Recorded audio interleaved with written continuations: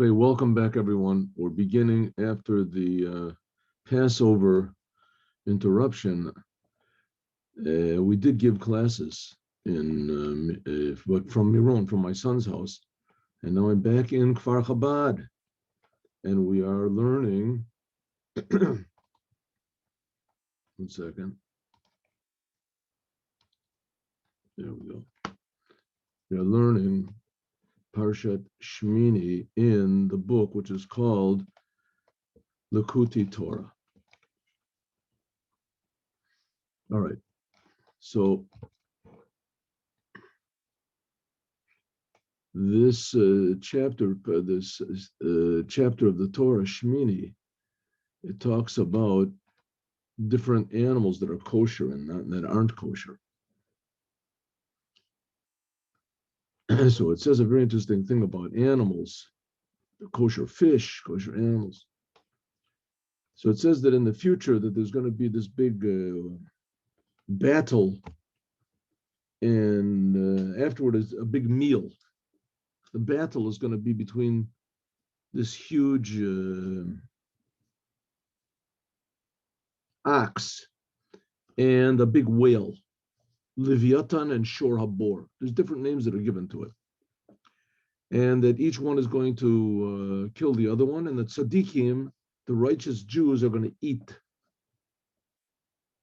them. This doesn't make much sense. I mean, you can buy a nice steak right now. You have to wait for the future to come. You have to be a tzaddik. You have to be a righteous Jew your whole life in order to get a piece of meat. So we'll see what this means. Let's see what this means. Obviously, there's a deeper meaning to it.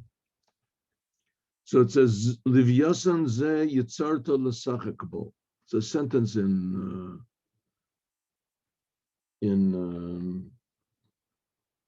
Psalms. Ita b'midrash. It says in the midrash, in Midrash Rabbah, in one of the midrashim. Now, midrash, these are passed down from rabbis to rabbis. These are ideas that were given to Moses on Mount Sinai, and their explanations on the Torah. A lot of them are very mystical. One of them is called Midrash Rabbah. Perush in Parsha Shmini. It says Perik Yud Gimel. It says Behemoth the Livyasan. It says this big ox or bull, whatever, and Livyasan, this big whale. Haim Kenigon Shel Tzadikim La'atid Lavo. This is going to be like the sport or the entertainment, the big meal for the tzaddikim in the future.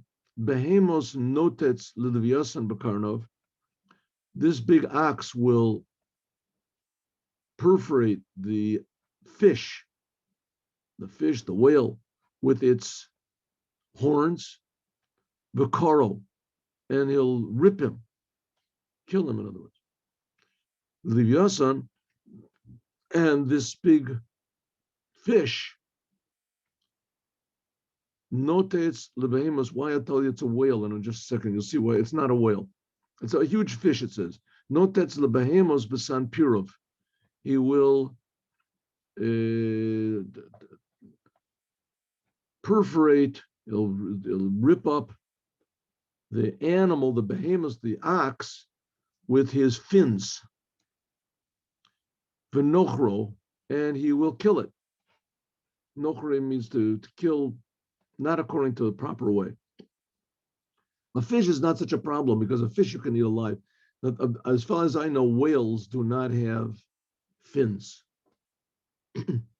Any case, whatever it is, this one does have fins, and it's going to be a kosher fish and a kosher but the problem is the fish that can be eaten. Technically, you could eat a fish alive, except it's disgusting, so it's not allowed to eat a fish alive. But you don't have to, there's no special slaughtering method for a fish. You just take it out of the water until it gets dry and it dies, and you can eat it. But cows, oxes, they have qualifications. You can't eat a living ox. You can't, if an ox dies on its own, you can't eat it. It's called nevela. An ox, in order to, an ox, a sheep, a goat, in order for it to be eaten, even though it's what's called a kosher animal, but it has to be slaughtered in a very kosher way, and it's very difficult. It's not so easy. You have to learn. There's a lot of laws involved. That the knife has to be smooth, and how you sect, you can't push the knife, and you can't delay with the knife, etc.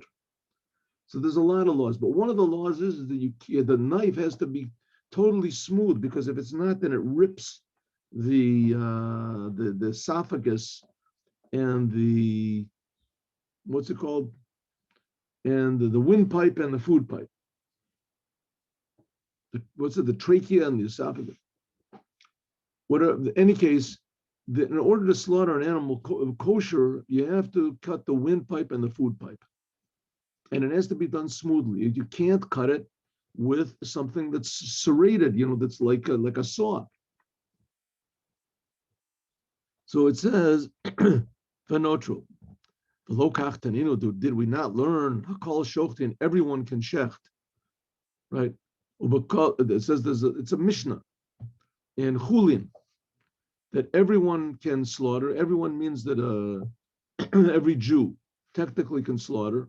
Ubakal Shochtin, and you can slaughter with anything. If you want to, you can slaughter with a piece of glass or whatever. You can. Well, the Olam Shochtin, you can slaughter anytime. In other words, day and night. Chutz mimagal katzir, except for like a saw. And so it says, well, if so, how can it be? How is it going to be that the tzadikim will have a meal and they'll eat this ox, which is not slaughtered properly? There's all these laws. And finally it says, chirush Torah me'iti teitze. There's going to be some new laws. It's going to be a new Torah. And in this new Torah, there's going to be, some of the laws are going to be different. There's a sentence that says in Isaiah, Torah me'iti teitze, the Torah will come from me. And the Midrash says, Torah chadasha me'iti teitze, a new Torah was going to come from God. A new Torah. What does it mean, a new Torah? Doesn't mean a new Torah, there's not going to be any laws. Exactly the opposite. We'll see what this means, the new Torah. We'll see. Shakodesh Baruch Hu, that God, Yatir, he will permit Shchitazu, he will say that this type of slaughtering is okay. Sheyishchat Leviatan et Behemos B'san Pirov, that this big fish will slaughter the big ox with its fins. What is this big ox? This is the idea of Shor Habor, the wild ox. Shor Habor. Okay, these are mystical terms, what's talking about, but the fact of the matter is in the end, there's actually going to be a meal. And the tzadikim are going to eat from this big ox. What's such a big deal about eating from an ox? This is what we've been waiting for. What about heaven? Hey, what about going to heaven? Going to heaven, that's all the other religions promise heaven. Judaism, I mean, there certainly is such a thing as heaven. There's all these stories about the people going to heaven and seeing what's up there, and the people coming down from heaven, they're coming down here. So no, that's not going to be the big thing. Going to heaven, it's nothing. The big thing is going to be, you're going to get this big ox to eat. Okay, and the ox is going to be slaughtered improperly, but there's going to be new laws that will permit such a slaughtering. Well, I mean, don't think that this new Torah, what we're talking about, we'll talk about what it is, but don't think for 1 second that it means that's it, new Torah, no more laws. That's not a Torah at all. There's not a Torah means laws, right? A Torah means it's a Horah. It's telling you what God wants from you in this world. So the Torah is teaching you, right, what you should do, not that you can do whatever you want. Okay. Well, Havin, so therefore there's going to be this new Torah, there's going to be new laws, but this is also not true because we know that the Torah is eternal and the Torah will never change. So what does it mean here that's going to be new? I mean, even the people who wrote this that said that there's going to be a new Torah, they knew that there's not going to be a new Torah. The Torah is God. God is eternal. The Torah is eternal. Torah can't be changed. Let's understand what is this battle. The Leviathan with Shorabor. What is this battle between this big fish and this big ox? Ha'inyan is like this. Yesh beis min tzadikim. There's two types of tzadikim. Okay, now we're going to get a little bit spiritual here. Ha'echad otan she'en b'seiter she'avodatam beruchnius. There's types of tzadikim that their whole service is serving God in a spiritual way. Pirish, what does it mean? B'kavanat halev, with the intention of their heart. And liyachid yechudim, to make upper unities. U'bechinat aliyot, and a way of what's called elevations. Okay, we talked about this before, but essentially in Judaism, it's very important a person's intention. Intention is very, very important. The main thing is the action. The main thing is action, what you do. The main thing is you have to do. You have to actually do the commandments. That's why we're in the world, is that we use our arms properly and our eyes properly and our tongue properly, and we say the right things, and we look at the right things, and we do the right things, and we walk the right things, and etc. and we avoid doing the wrong things and saying the wrong things and looking at the wrong things. That's, of course, the main thing is the action, but the action has to have some intention to it. It has to have some intention. And this is when a person does a commandment, he has to at least know, I'm doing a commandment of God. It can't be that he's putting on tefillin on his arm because he thinks it's an amulet to lower his blood pressure.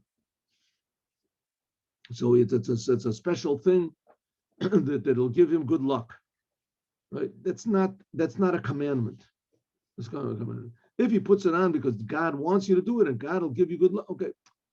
That's what, but nevertheless, you have to have at least some intention. If a person puts on tefillin without having any idea what he's doing, then it's not really a commandment. Not really a commandment. So you have to have intention. But it goes much deeper than that. It goes much deeper than that. There's a commandment in the Torah. You must love God with all of your heart, with all of your soul, with all of your might. Different levels of loving. Of loving God, different depths of sincerity. When a person feels God is really creating me, I mean, he really feels it. The God is creating. It starts to love God. He realizes how amazing it is that I'm being created, and God is giving me life, and God is giving me eyes. God is this. Then after that, you realize, well, I can serve God. I can do things for God. Right? This is amazing. This is the best job possible, right? You got hired for this job. Amazing. A person starts to think about this, then every single moment becomes very interesting. But that's all in your heart. That's all in your intention. The ability and the ability to be aware of God, to be aware of the Creator, is in each and every one of us, especially the Jewish people. That's why the Jews are called the sons of God. It's explained in long length in the Tanya. The ability is there, but we have to use our free will in order to direct our mind and our heart in order to, yes, have an appreciation of God. And those people who really do this, and they really succeed in doing it, and they succeed in doing it all the time, those are people called Tzadikim.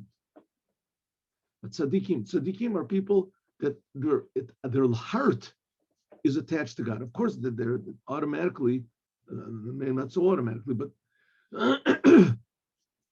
so will their actions and deeds and thoughts.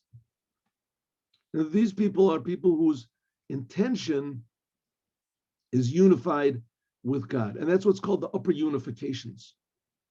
That was mainly what happened when Adam ate from the tree. When Adam ate from the tree of knowledge, before he ate from the tree of knowledge, he was just totally aware of the truth. He was aware of the Creator. He was so, that we're created. The fact is, we're being created. That's the fact. But to feel this and to be aware of this, and to be aware that God is more real than we are. He's creating us. To feel this feeling, right? This is the most healthy thing in the world because it's the truth. You're feeling the truth. So Adam, as soon as he ate from the tree, of knowledge as he felt two things. Suddenly he felt that God is creating me. And suddenly he felt, one second, but maybe the main thing is me. Here I feel myself. And so he started to concentrate on himself. That feeling of selfishness, that's the mixture of good and bad. It was supposed to be that his self was devoted for himself. It's like if you're in an orchestra, right? So a person who knows how he practices playing the oboe or whatever he practices, and finally he gets to the stage. He's sitting there's another 100 people in the orchestra, and he's supposed to play exactly what's in front of him. That's what he was practicing, right? But he decides, he sees his mother's out there. His mother's not going to be proud of him. So he starts playing whatever he wants to. He does what he gets interested in his thing. He wants to play a little bit louder than everybody else, and all of this, which will work definitely. He definitely will get attention. People will notice him, right? But the thing is, he wrecks up the whole music. He's wrecking up the whole thing. So that's what happened when Adam ate from the tree. Before Adam ate from the tree, he was harmoniously part of the creation, and he was created in order to do and to think and to say and to feel what he was supposed to, but he didn't. So as soon as that was the idea of giving the Torah. The giving the Torah is to really put into everybody's mind firmly, in everybody's ability, what God really wants, so we can do it. And to be, again, aware of this oneness of God. That's why on Mount Sinai it says everybody's souls jumped out of their bodies from the revelation of God. It says they saw God, panim lepanim, they said. Okay, but there are certain people who are tzadikim, and these tzadikim, they work hard, and they feel this all the time. They feel the oneness of God all the time. Every Jew has this potential. That's what makes the Jews special. But eventually the whole world will know God. Yakiru v'yedu kol yoshvei tevel. We say it 3 times every day in our prayers, the Aleinu prayer. Oh, 1 minute. How do I do this here? Yes, very good. Oh, welcome.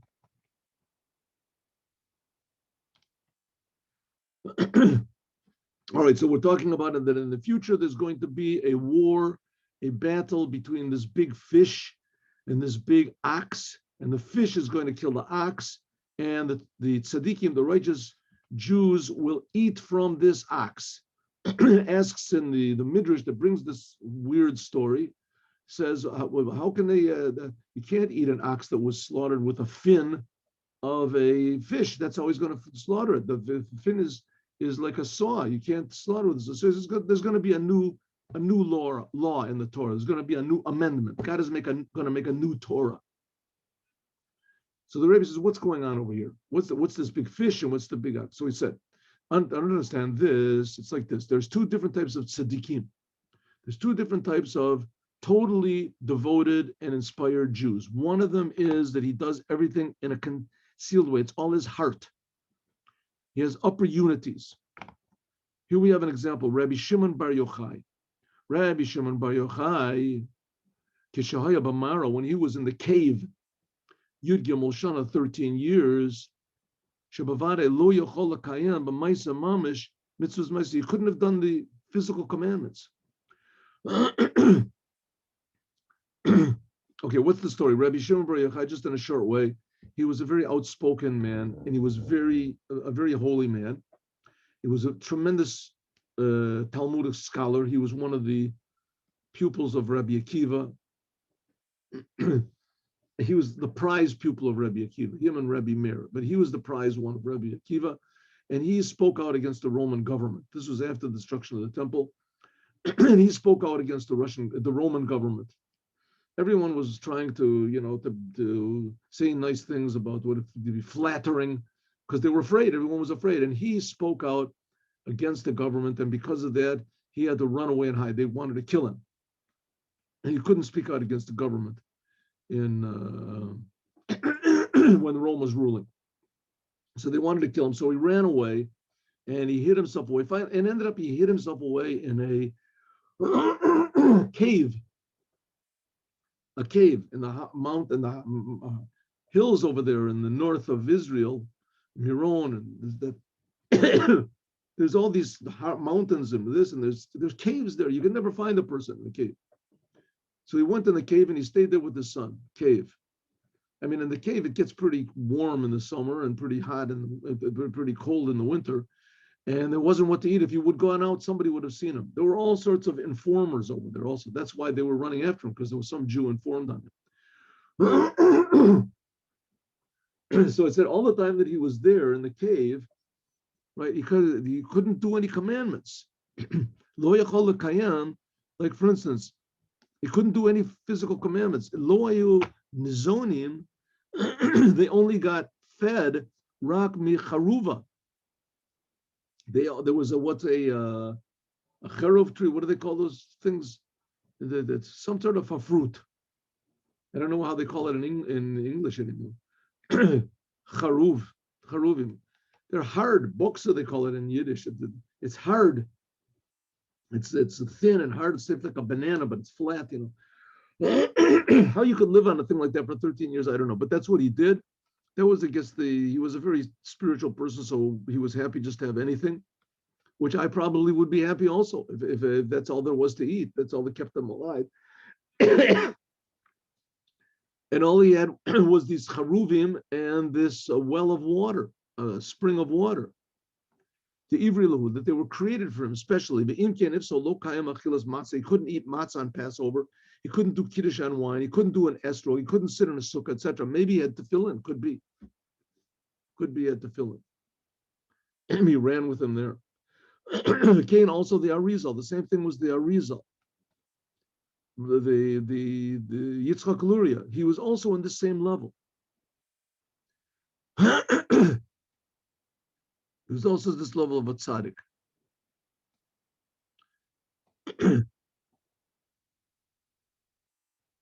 It means, like it says in the Zohar, it says Vayidgu l'rov v'kerav ha'oretz. These are tzaddikim. They are like fish in the sea. A fish is part of the sea.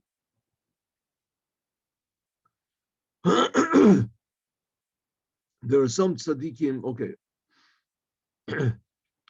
Bay is the second type of tzaddikim. These are tzaddikim that they are begilui, they're revealed. She'avorus and bagashmius, they do physical things, doing the commandments. The simcha b'chagecha, shehu gamkein, amshachas orus elyonim. This is the majority of tzaddikim, that how they do the commandments and how they do it, this is with a tremendous deep intention of the heart, but this is more revealed. This is more revealed. Their joy is a revealed joy, and this is revealing or Ein Sof godliness in the world. This is by means of the mitzvahs. And so there's one type of tzaddikim that their main service is with their heart. And they're so connected to God that the commandments that they do are secondary. And in fact, even when there's these extreme situations like with Rabbi Shimon Bar Yochai, that he couldn't do the commandments, so his connection to God with his soul, with his heart, took the place of the commandments. Of course, as soon as he could do the commandments, he had to do them. Then there's other tzaddikim that their main thing is, of course, they also love God. That's why they're called tzaddikim. But their main thing is with the commandments. Like it says, like in the time of the Holy Temple, there's no joy except with meat. Mitzvahs, the commandments.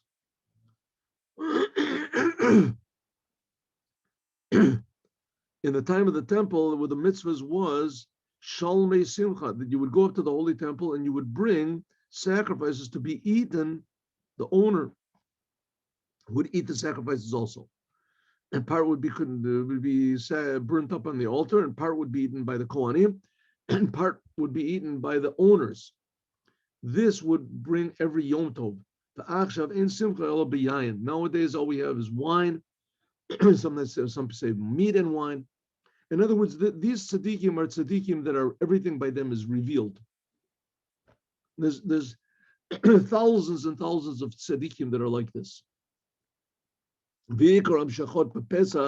their main, how they draw godliness into the world, for instance, on Pesach is not like Rabbi Shimon Bar Yochai did in the cave. He did it with his thought and with his heart, but by means of actually eating matzah. B'Shavuot is by means of Matan Torah, when the Torah was given. Physical. B'Sukkot is by means of a sukkah and lulav, mina. Except for this, except this, without the commandments, they can't make any godliness in the world at all. Now, this is a very basic thing with Judaism, and that is that the commandments connect the world with God and God with the world. And that's really the meaning when we say we make a bracha, a blessing. What's a blessing? A blessing. We bless God. What does it mean we bless? We make a blessing. Baruch atah Hashem. Blessed are you, God. What does that mean? You are blessed. So it explains in the Chassidut, based on the ideas of Kabbalah also. But when any Jew does a commandment that he's commanded to do, as it reveals, it draws down, so to speak, godliness into the world. It makes God revealed in the world. That's called a bracha. That's when we say a blessing. So really, every time a Jew does a commandment, there's supposed to be three things. Like I said, the main thing is that he should do the action. But there's three things involved. One is the deed, the other one is the speech, and the other one is the thought. Thought, speech, and action. The deed is, like I said, the main thing. He actually puts on the tefillin. He actually eats the matzah. The deed. The word, the speaking, that's the blessing that you make.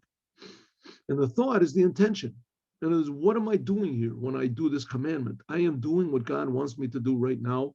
And by means of that, I am drawing God's will into the world. And the Tanya is explained in great length. the fourth chapter of Obad. So they have to, these tzadikim, they draw godliness down by means of the commandments of actually doing. They're revealed. Although Rashbi, Rabbi Shimon Bar Yochai, Shahaya ben Bechinas Leviathan, he was in this level of this big fish, Nuni Yoma. He was like the tzadikim that are like fish. The Nuni Boma, the Uzlin Biabashta, that they go on the land, like we say. Even when he was in the land, he was in like the level of it being in the sea. Himshich Hamshachos, he could draw down godliness when he was in the cave by means of Yechudim Ilayim, by means of these upper unities that he made. Okay, so here we have these two tzadikim, and it says that they're going to, two different types of tzadikim, and it says that they're going to have a big meal. In the future, there's going to be this big war, and they're going to have the big meal. What is it talking about? Let's do a few more minutes, and we'll see. Hine, the emasi efshar lehagia agia elukuto yitbrech al yedei avoda gashmis. Really, the fact of the matter is that you cannot really, just by doing physical things, and by doing the commandments, without any intention whatsoever, you can't really make a godliness in the world. Ela al yedei avoda ruchnis. There has to be some spiritual service of these tzadikim. The Haim and Nikraim, and these are called Nuni Yoma. So really, it says the whole world depends on these tzadikim, because the world is created by God, right? But it's created for a purpose. And the purpose the world is being created for is that people should use their arms, their legs, their their mind, their thought, their speech, to do what God wants.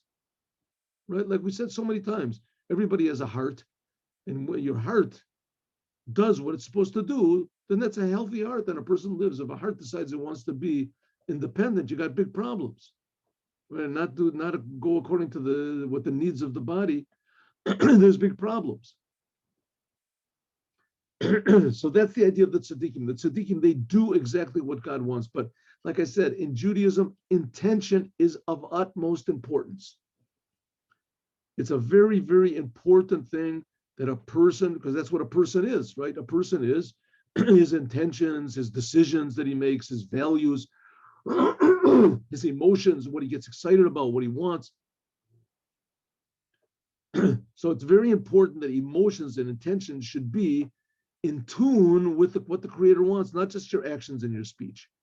It says the ones who really are in tune, that's these big tzaddikim. These tzaddikim, these holy Jews that are like fish, that their intentions are always loving God. Shayom mechaseleim. These are the tzadikim that, so to speak, the sea covers over them. You can't know what's going on inside of them. Kach mibechinas alma diskasya. These tzadikim are, their whole life is in the hidden world. You know, like you get a person like a spy, right? A spy. What's a spy? A spy, he's in, you know, the enemy territory. And usually it's a person who's very talented, but he's totally loyal to his home country. He's totally loyal. So everything he does, everything he thinks, he acts normal. He acts like everybody else. And you would never suspect in a million years that his loyalty was not to this enemy country. It seems like he's, you know,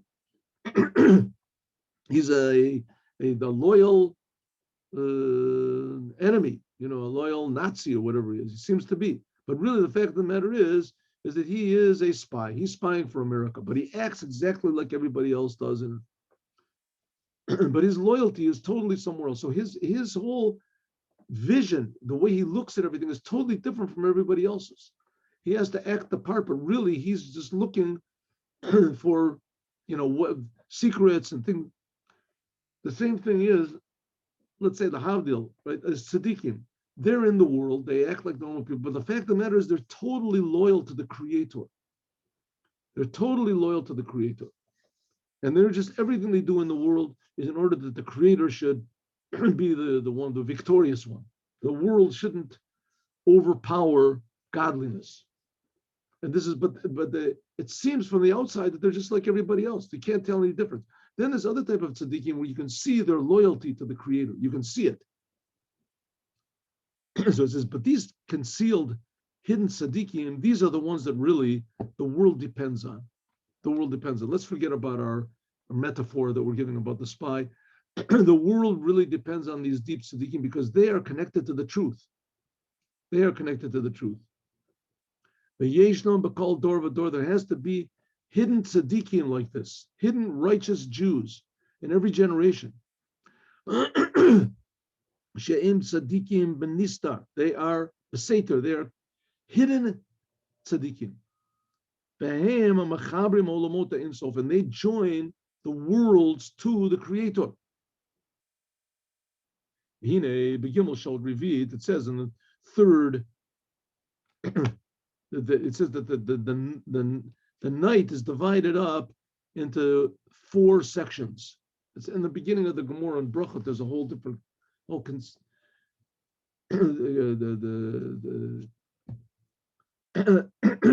a whole conversation about that in the Talmud.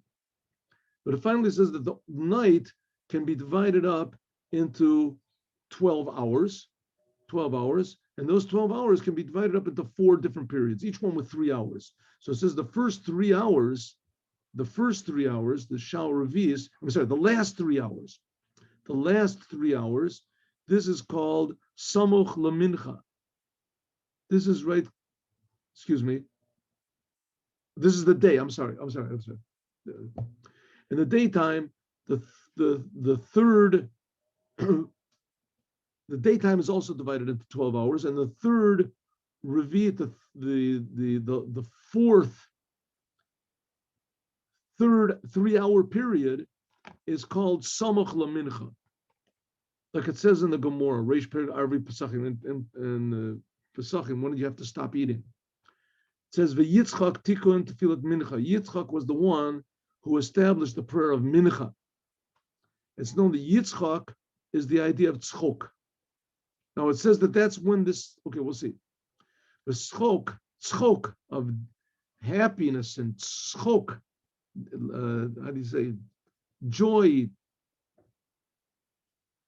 Like it says, tzchokos ali Elokim, like Rivka said when Yitzchak was, I'm sorry, Sora said when she heard that she was going to give birth to Yitzchak, she said, tzchokos ali Elokim. That's why his name, Yitzchak.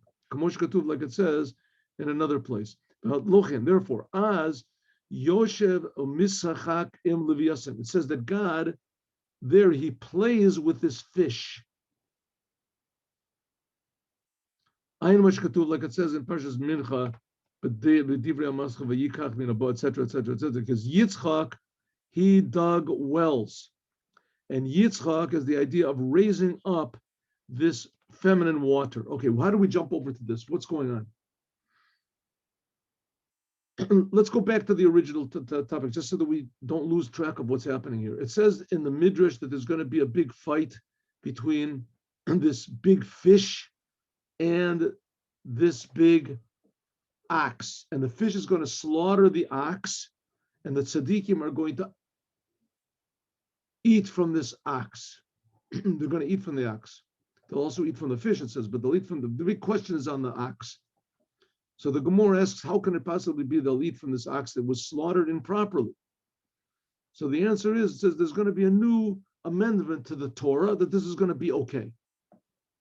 This type of slaughtering with a fin, even though it's like a saw, it is going to be okay. It's going to be all right. It says, what is this talking about? It's talking about a battle between two different ways of serving God. Why is it called a battle? We'll talk about this in a moment, tomorrow. Two different ways of serving God. One way of serving God is like a fish. The other way of serving God is like an ox.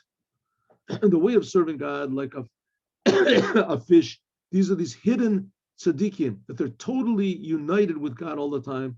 The example is Rabbi Shimon Bar Yochai. It could be there's only one in every generation. They're totally united with God all the time. They're connected to the truth constantly. Right? By them, there's no concealment. The whole world is just totally transparent to them. That the world is just an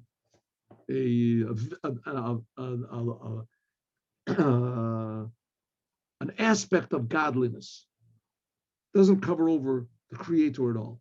That's the tzaddikim. Then there's other tzaddikim that they're more revealed. They're more revealed. They do the commandments in a revealed way. You can see that they're holy people, they're big people, but they're not really in fact, they're not as holy as these hidden tzaddikim, these deep connected to the Creator. Okay, these are the ones like the fish. Okay, now let's get to this fish. It says that in the last 3 hours of the day, the last 3 hour period of the day, that God plays with this fish. Mesachakim levios, and he plays with this fish.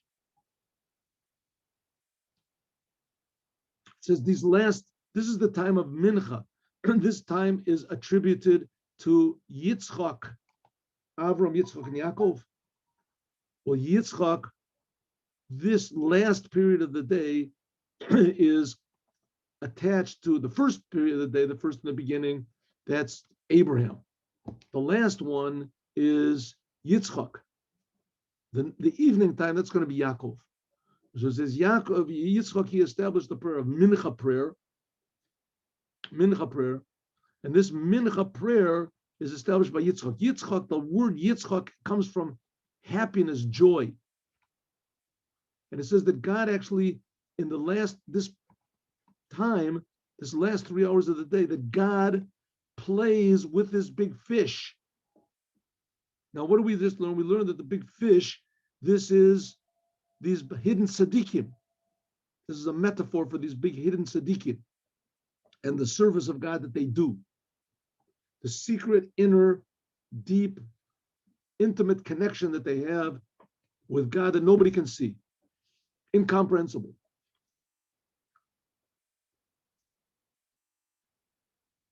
It says that these big tzaddikim, this is what gives God pleasure, Yitzchak, and that God plays with this fish. We're going to talk about this more tomorrow, but I just want to tell a story, very interesting story, which it's about this topic, but it's not about this tzaddikim. Maybe we'll see that it is. The story is like this: that there was once. I heard it that there was a Chabad fellow. I heard also different versions of how the story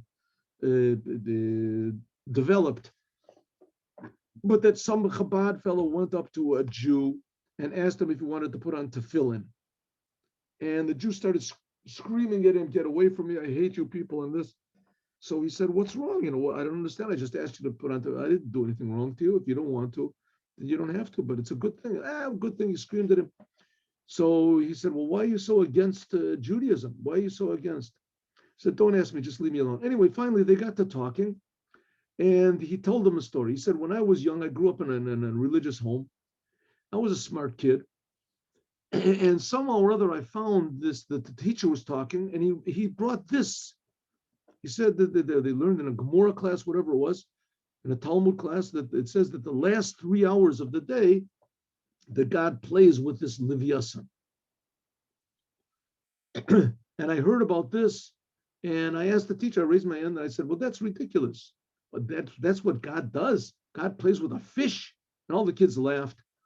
And the teacher got really mad at me. I said, no, I want to understand. What does it mean God plays with a fish? And the teacher hit me. And all the kids laughed at me. Then I went home and I asked my father, what type of a crazy God do we have that he plays with a fish? It's the most stupid thing. I can't believe it. And my father hit me also. So this simmered inside of me for a little while. As soon as I got a little bit older, that's it. I left everything. I didn't want everything to do with such a... Since then, I've been bitter and alone. I live alone. And this young man said, well, this is an amazing thing, because just a few days ago, I heard a speech by the Lubavitcher Rebbe. I was by Lubavitcher Rebbe. I was on Shabbat, whatever, and I heard a speech, and it's on this subject. And he said, doesn't it make any sense when God plays with a fish the last 3 hours of the day? Why would he play with a fish? What type of a thing is this? What type of a God is this that he plays with a fish? So he said the answer is that in the beginning of creation, it said that God created a taninim gadolim. He created 2 huge fish. And God saw that if these 2 fish would have children, that it would overtake the world. So he killed one of the fish. And the other one, it says, is going to be for the Tzadikim in the future. That's this one. If you look in this Rashi, in the beginning of the creation. So he said, so it comes out that this one big fish, he's alone. So he says, therefore, every day, the last 3 hours of the day, God goes and comforts this fish, because it's not good for a person to be alone. And the fish is lonely. So God goes and he plays with the fish, so the fish won't be alone. And this man, he was a loner, right? He was like a hermit. He was some big genius, whatever it is. He did some work, what he did, but he was totally alone from everybody. When he heard this, he realized, well, God is coming. God doesn't like people to be alone. God comes and comforts. God himself comes to comfort people that they're lonely. Not a good thing. Eventually, I don't know what the end of the story was. I didn't hear the end of the story, but it impressed the person very much, and he became friendly with this. I don't. In any case, the story is that what the Rebbe said is true, and that this idea of this big fish is going to be so vital and so important to life, to mankind, because God created the world for a purpose, and the only one that really gets it is like one person in every generation. He really, really, truly gets it. The other people that try to, that's also getting it. That's also because this one person who really is the big tzaddik, he's also very talented. He's also in this area of the oneness, connecting to the oneness of God. So we'll talk about this more, God willing, tomorrow. Okay, now let us go and learn a little sikha of the Rebbe.